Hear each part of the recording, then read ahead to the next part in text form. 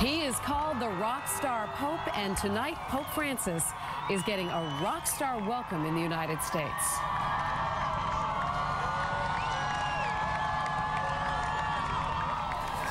That was a rousing welcome for the Pope, whose simple style is absolutely invigorating the Catholic Church. A huge crowd led by the president welcomed Pope Francis when he landed at Andrews Air Force Base a couple of hours ago. The president has only traveled to Andrews once before to personally welcome a foreign dignitary. It is tradition that whoever comes into town goes to the White House to see the president. Paula Ebbens is live in Washington for us tonight. She is covering the Pope's visit. Good evening to you, Paula.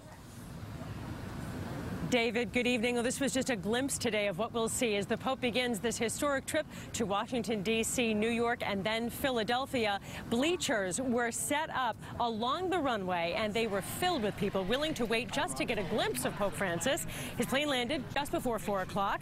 President Obama, the First Lady, their daughters walked out onto the tarmac along with Vice President Joe Biden and his wife Jill. But when the Pope stepped off the plane, the crowd was jubilant.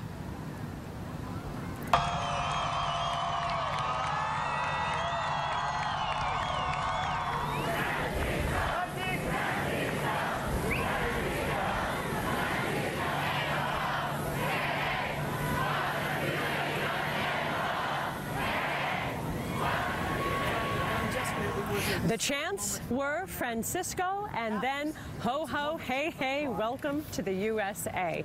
Now, after greeting the dignitaries who were waiting for him, the Holy Father was welcomed by 4 children who presented him with flowers. And this is the only public appearance by the Pope today. From the air base, the Pope traveled then to the Apostolic Nunciature, the Vatican's embassy in Washington, where another big crowd waited for him. But the Pope quickly went inside for the night. He must be very exhausted after an aggressive schedule in Cuba. The Pope will stay at the Nunciature while he is in Washington.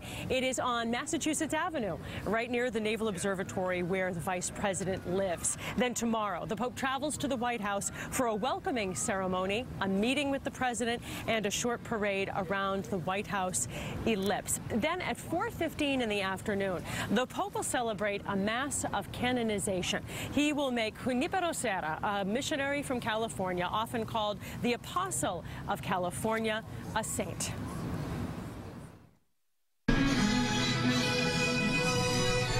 I can definitely tell he's my favorite Pope, though. Yeah. He's right up there. Yeah, oh yeah, oh yeah. This Pope has been creating thoughtfulness. Preparations are finalized for Pope Francis to celebrate his first Mass during his first trip ever to the United States. You must be thrilled to have Pope Francis here. We are truly excited to have the Pope here. The Cardinal of Washington stops by, checking out the altar. For Cardinal Wuerl, the boss is coming. But the style of this Pope is keep it simple. Basically, what we've done is bring chairs out and put them on the ground.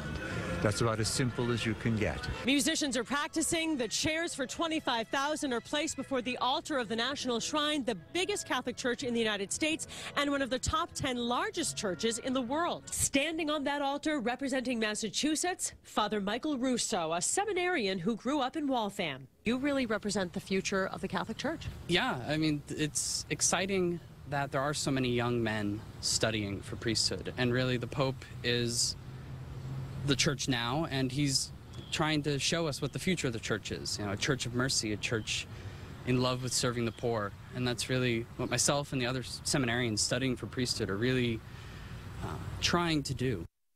I'm gonna tell him you're sending back to me.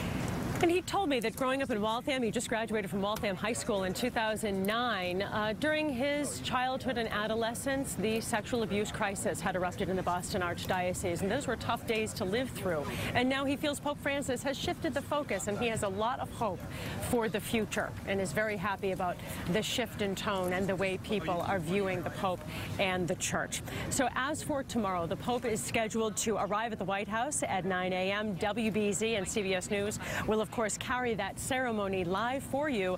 I've been invited to be inside the White House welcoming ceremony, so I'll be tweeting photographs letting you know what's going on the south lawn of the White House. And it should be an exciting moment before a very full day for Pope Francis. For now, live in Washington, D.C., Paula, Ebbens, David, Lisa, back to you. So many traditional aspects of what's happening, Paula, and pretty neat to see him driving around in a Fiat throughout the day. Paula, Ebbens, thank you so much. Yeah. And of course, Paula will be covering the Pope's stop here in the U.S. Stay with WBZ as we get you closer to his historic visit. Paula will be with him not only in D.C., but in New York and Philadelphia as well. Lisa? Well, David, tonight.